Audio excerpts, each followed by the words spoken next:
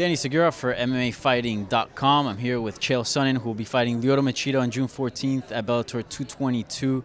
Chael, if I'm not mistaken, last week it was your birthday, right? Yes, 42 years young, huh? Little happy birthday wish to me, is that what Yes, this is? happy birthday from the MMA Fighting family.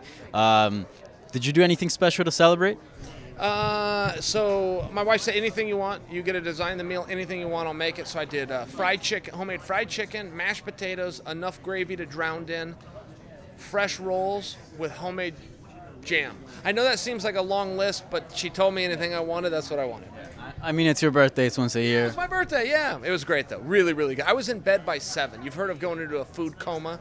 That's what it was like. I was asleep. Yeah, it's like me every weekend. Yeah, awesome. So I want to ask you, last time you fought at middleweight was against Anderson Silva, I believe in 2013 or 12.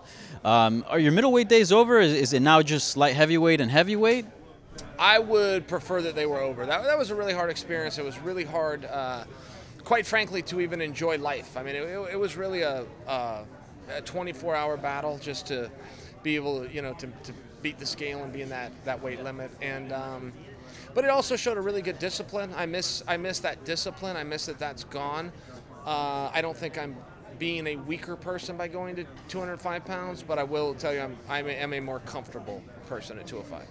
So 185 over, or there's a possibility for you to return if the right opportunity comes up? No, it's over, for sure. Was I not clear about that? I will not be going. Go after the chicken, yeah. I remember when coming through the curtain to go into the weigh-in for that Anderson fight and promising myself right then, you will never weigh this again until you're on your deathbed. And I'm hoping to keep that deal with myself. So you're fighting Machida. He's moving up a weight class. He was fighting usually at 185, although he was a former UFC light heavyweight champion. He says if he beats you, he could possibly either get a title shot against Ryan Bader, which he has a win over, or maybe Gegard Mousasi back at middleweight. So I'm just wondering, besides a paycheck and a W in your record, what's at stake? What's in it for you? Like, what do you think this win? What are you going to get out of this win? Yeah, and I happen to agree with him. I think he's been officially named the #1 contender at 185, and I'm officially the #1 contender at 205. And Bader just called me out, right? When the champ calls you out, that makes you the #1 contender. So yeah, I think I think he's right. I don't think he's overstating. I don't think he's overstating that. But as far as what it does for me.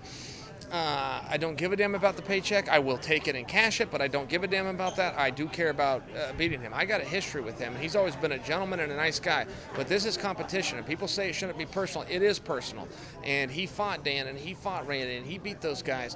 And I've heard the story of Team Quest told and retold and mistold from the beginning of time, but it was those two guys, and then it was me, and it was the three of us for a long time before a fourth and fifth and sixth member came along. So yeah, man, it matters. If he beat Dan and he beat Randy, there's still one of us left, and I'm coming after you on June 14th.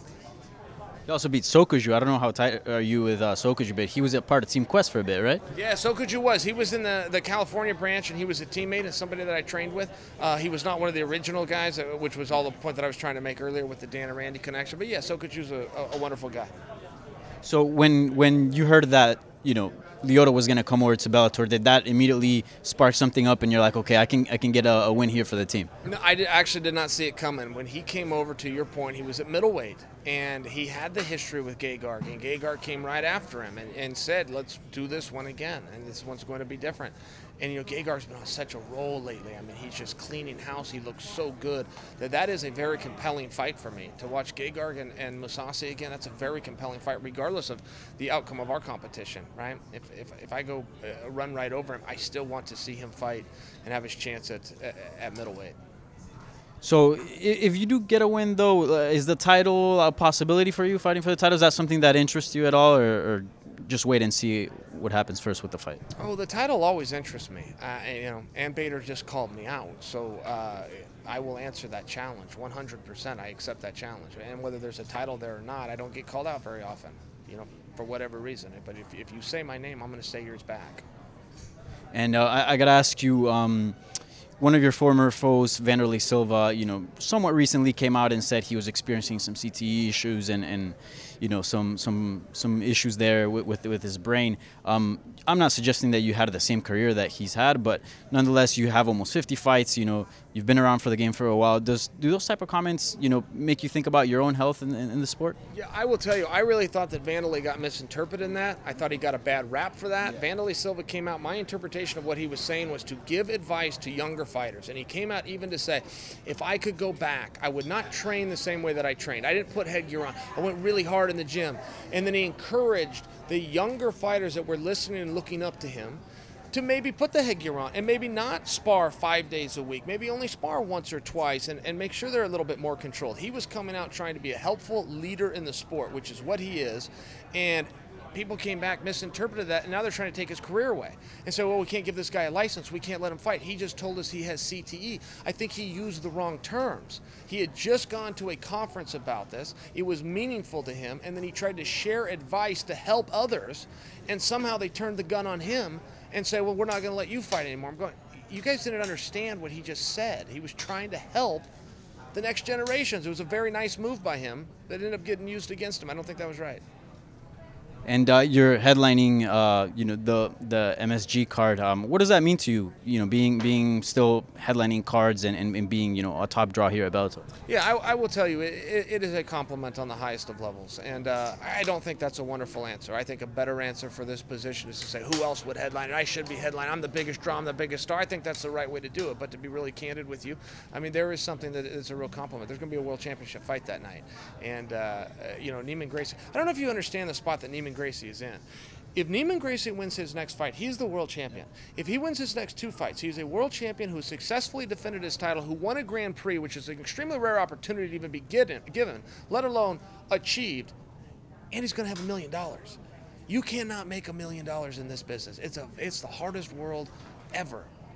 He's going to achieve all of those things with 2 wins. I think it's really remarkable. And to be the main event after an up-and-comer like that, man, it means something to me. And you always be tied to Anderson Silva, given the big rivalry that you guys had. And you look at him in the UFC.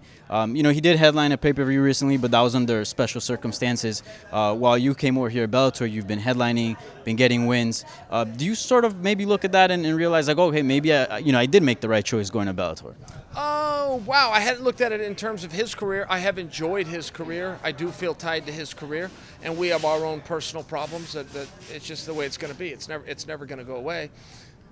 But as far as watching him and appreciating his skills and what he's doing and who he's doing it against, I think he's really done a great job. I have a fantasy that our paths cross one more time. You think maybe in Bellator? Yeah, I think maybe in Bellator.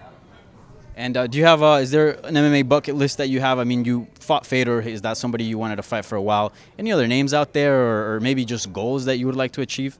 Oh, yeah, I've never achieved my goal. I got up since I was 9 years old. Every morning thought about being world champion. And my last 11 fights have all been world champions, and I beat 8 of them at 3 different weight classes, but the title was never on the line. I beat all the right guys and not at all the right times. So, as far as I always get asked, why do you keep doing this sport? I can't leave this sport. I firmly believe, I was told this by Matt Lindland when I was 17 years old, you can only retire if you win a world championship. If you don't win a world championship, you just quit.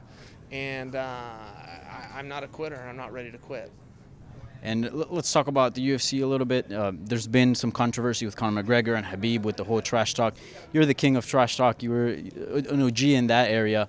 Is there a line in trash talking? Like, where do you draw the line, and when is it too far? Because some people are saying it's gone too far. Some others take the stance that, like, look, it's the fight game. The end game is a fist fight, so everything goes. Yeah, and it's not everything goes. I mean, and that line is out there, and that's something that can also move with time. If you're asking me just for yes or no, did it go too far? Yes, it went too far.